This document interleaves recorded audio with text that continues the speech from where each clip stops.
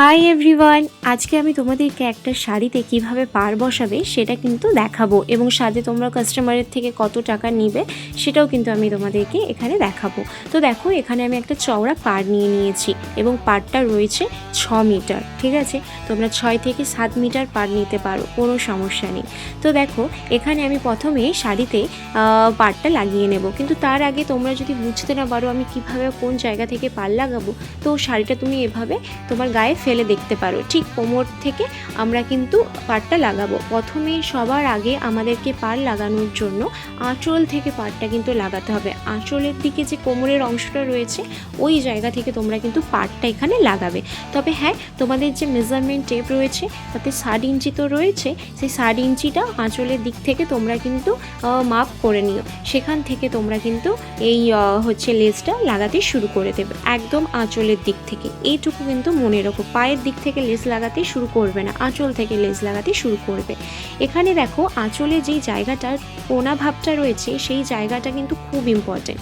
ভালো করে তোমরা লেসটাকে একটু যেভাবে আমি মুড়ছি সেভাবে মুড়ে এই জায়গাটা কিন্তু তোমরা সেলাই করবে।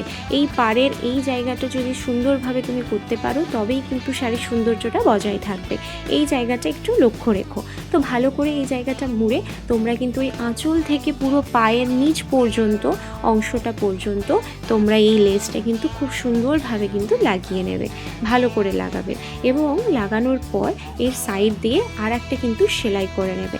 তবে এখানে একটা জিনিস লক্ষ্য রেখো, পায়ের নিচ পর্যন্ত যে আমি লেসটা লাগাবো, পায়ের নিচের 15 ইঞ্চি মানে পায়ের নিচ থেকে আমরা যেমন ফলস পাড় এক চাকর ছেড়ে আমরা লাগিয়ে থাকি পায়ের নিচের দিকে, ঠিক সেরকমই 15 ইঞ্চির মতো তোমরা ছাড়বে, তারপর থেকে কিন্তু লেসটা লাগাতে শুরু করবে। মানে তোমার কিন্তু 15 ইঞ্চির মতো কাপড় কিন্তু ছাড়া যেন পায়ের দিকে থাকে, বুঝতে পেরেছো? তার আগে পর্যন্ত তোমরা লেসটা লাগাবে। পুরো লেস লাগিয়ে বেকার টাকা পয়সা খরচা করার কোনো প্রয়োজনই নেই। ঠিক আছে, তোমরা কাস্টমারের থেকে দেখো, যেমন ভিডিওতে আমি দেখিয়েছি, তোমরা কিন্তু কাস্টমারের থেকে এই লেস লাগানোর জন্য কীরকম অ্যামাউন্ট পে করবে।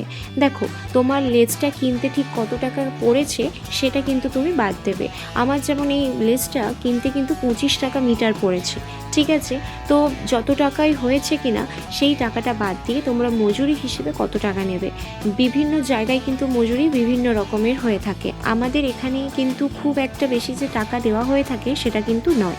আমাদের যেমন এটার জন্য আমি নেব কাস্টমারের থেকে 50 টাকার মতো। ঠিক আছে, মানে তোমার এখানে লেসের টাকাটা বাদ দিয়ে আমি বললাম যে মজুরিটা কিন্তু আমি এখানে 50 টাকা নেব। তো তোমাদের ওখানে কীরকম কী দাম নিয়ে থাকো সেটা কিন্তু কমেন্টে জানাতে পারো। আমাদের এখানে এর থেকে বেশি বললে কাস্টমাররা কিন্তু অবাকই হয়ে যায় এবং তারা পে করতে একদমই চায় না। তো যাই হোক, যেখানে যেমন সেখানে সেরকম টাকা নেওয়াটাই আমার মনে হয় ঠিক।